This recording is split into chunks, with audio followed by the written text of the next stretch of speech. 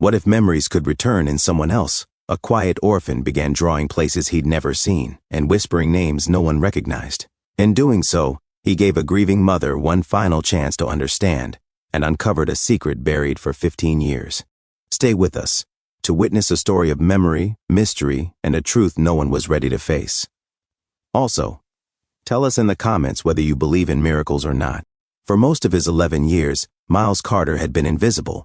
A quiet, wide-eyed orphan with a messy head of curls and a voice barely above a whisper. He drifted through the foster system like a shadow, never speaking unless spoken to, never playing with the other kids, and never causing trouble. To the staff at Glendale Home for Boys, he was just another case file, another kid with no known relatives and too many blank lines under family history. But everything began to change the day he picked up a crayon, something no one had ever seen him do before. Miles had never shown the slightest interest in drawing, never asked for paper or paints. Yet that morning, without a word, he sat alone in the corner, grabbed a red crayon from the supply box, and began sketching with eerie focus, like his hands knew something he didn't. It started with a yellow house, 2 stories tall, a sloped roof, and ivy crawling up the left side. He drew it again and again, obsessively. Next came a red swing dangling from an oak tree, a blue bicycle with one bent wheel, a brown and white dog named Bruno, always drawn in motion, tail wagging. And then came the people, a woman with long brown hair and tired eyes, a boy who looked exactly like Miles, only smiling.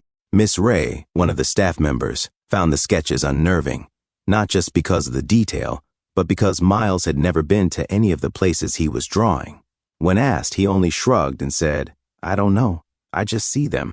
At night, the oddness deepened. Miles began whispering in his sleep, names no one recognized: Janine, Caleb, Maple Street. Sometimes he cried, sometimes he laughed. One night, he repeated the phrase, "Bruno, come back until morning." Miss Ray started recording the drawings and the sleep talk, not out of suspicion, but out of concern.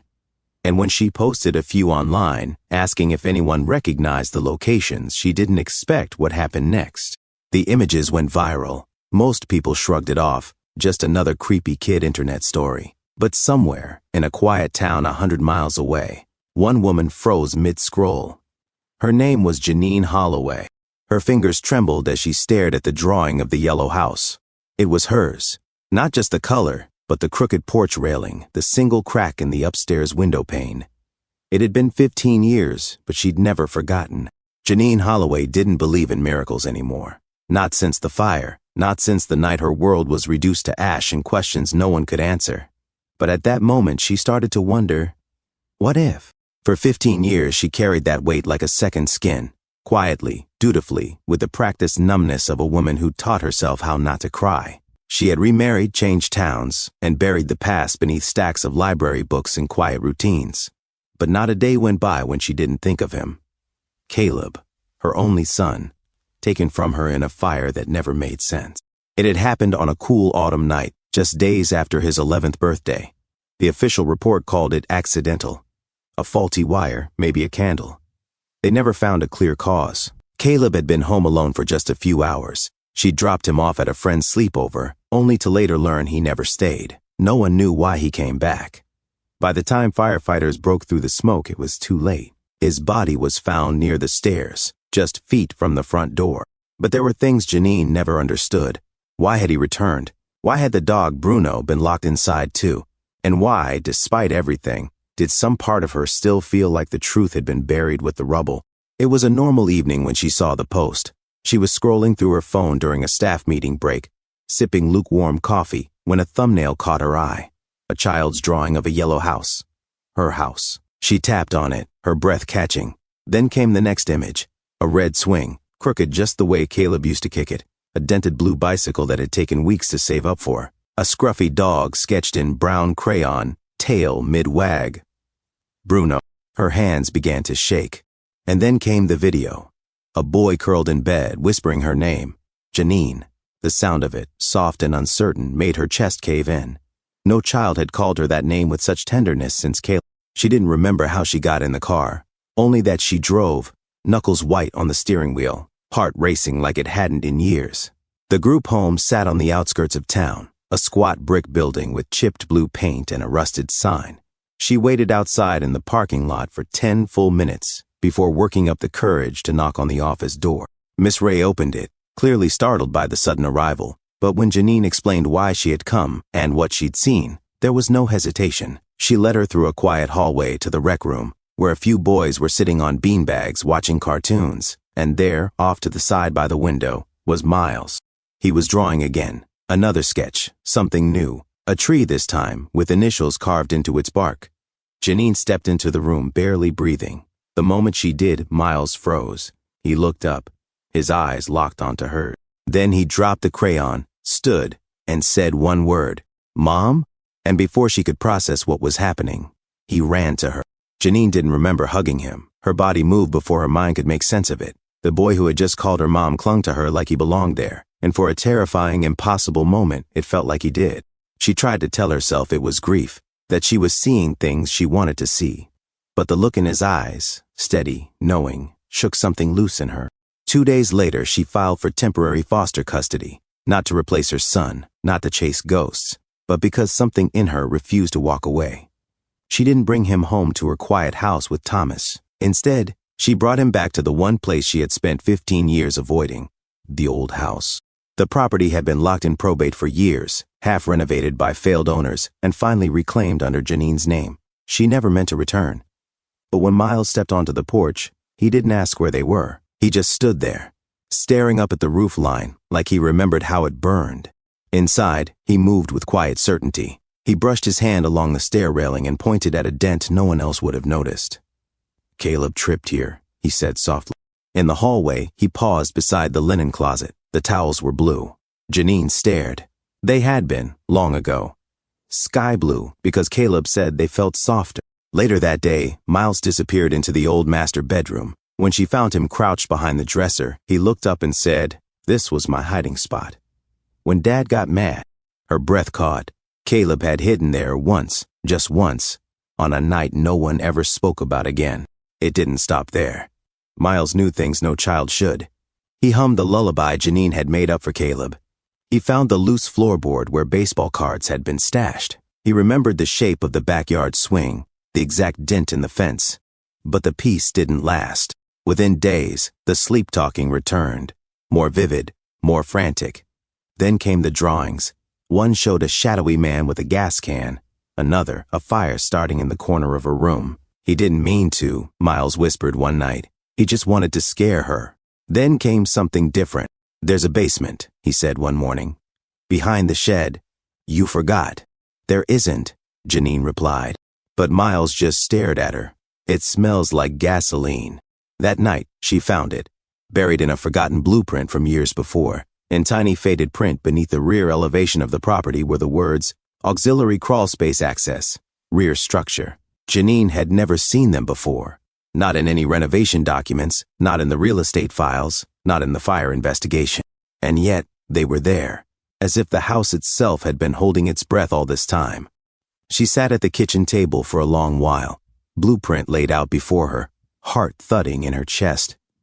The shed behind the house had always been rotting, empty, ignored. But if Miles was right, if that space still existed, it meant there was something they had all missed, something the fire never erased.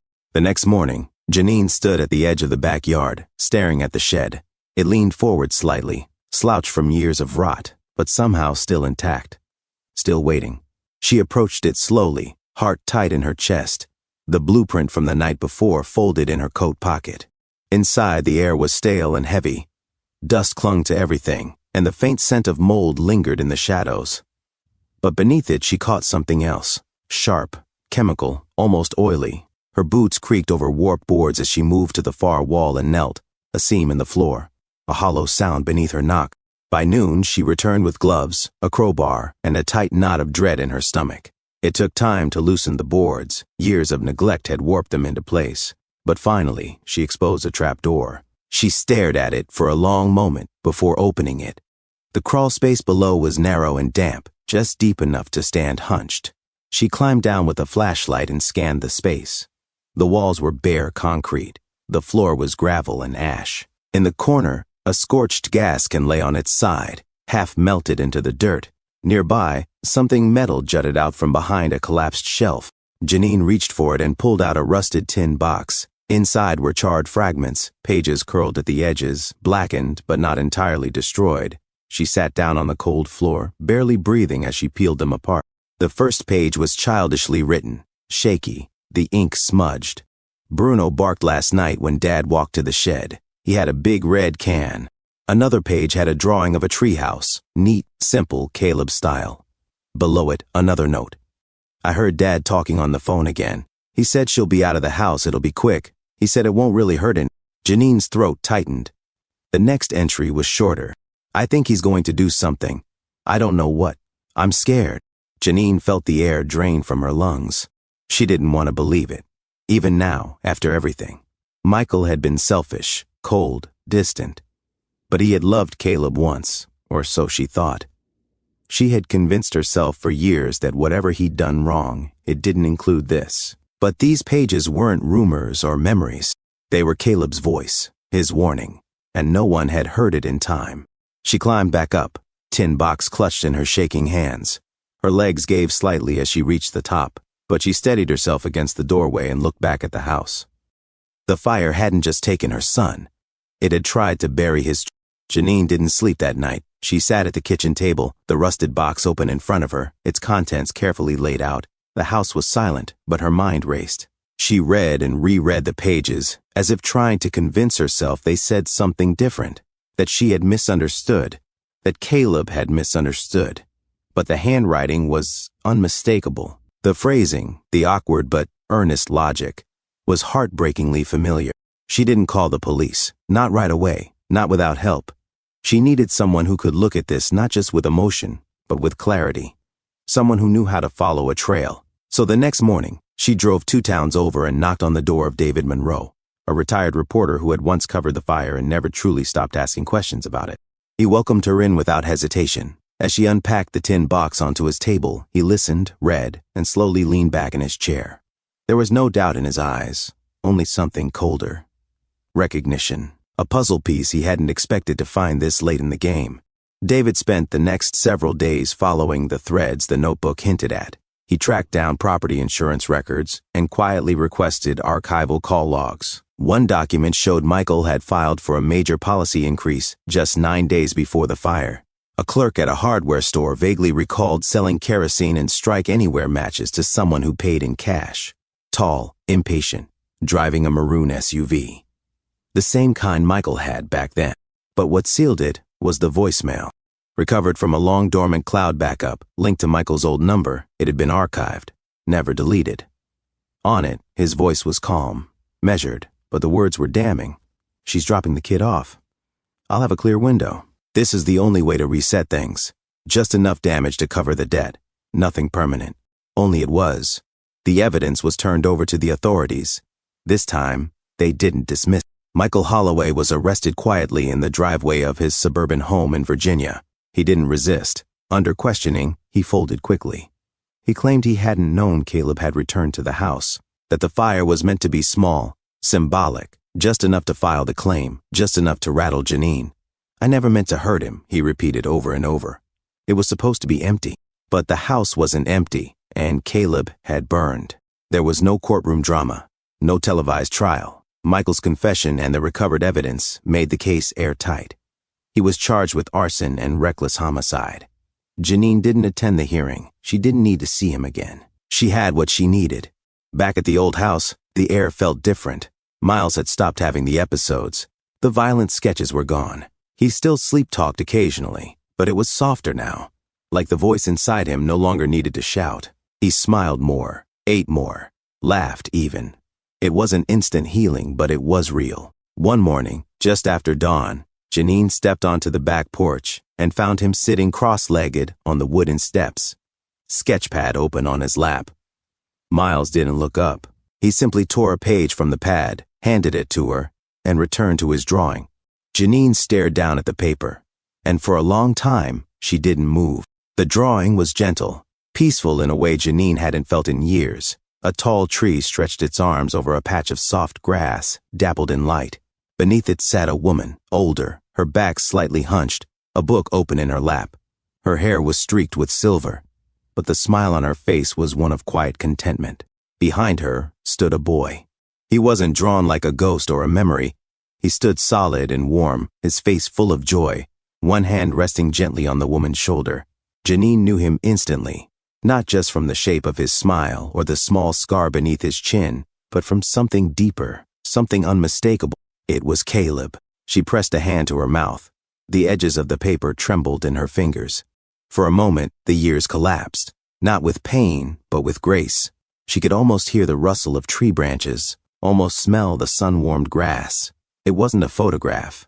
It wasn't a fantasy. It was something else, something between remembering and releasing. Beneath the drawing, written in uneven, deliberate pencil, were just 3 words. You found me. Janine sat on the porch and let herself feel everything, every ache, every breath, every joy she thought she had buried with the ashes. The pain was still there, but it no longer swallowed her whole. And as she looked over at Miles, his curls wild in the wind, she felt something settle in her chest. Not closure, not quite, but peace. Sometimes the past doesn't knock on the door. It finds another way in, through a child's voice, a forgotten melody, or a drawing that says what words never could. Was Miles really Caleb, returned in another form? Or was he a miracle, not to replace her son, but to help her finally let go?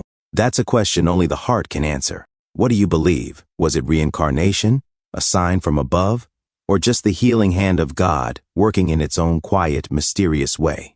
Let us know in the comments, and thank you for watching. We'll see you in the next story.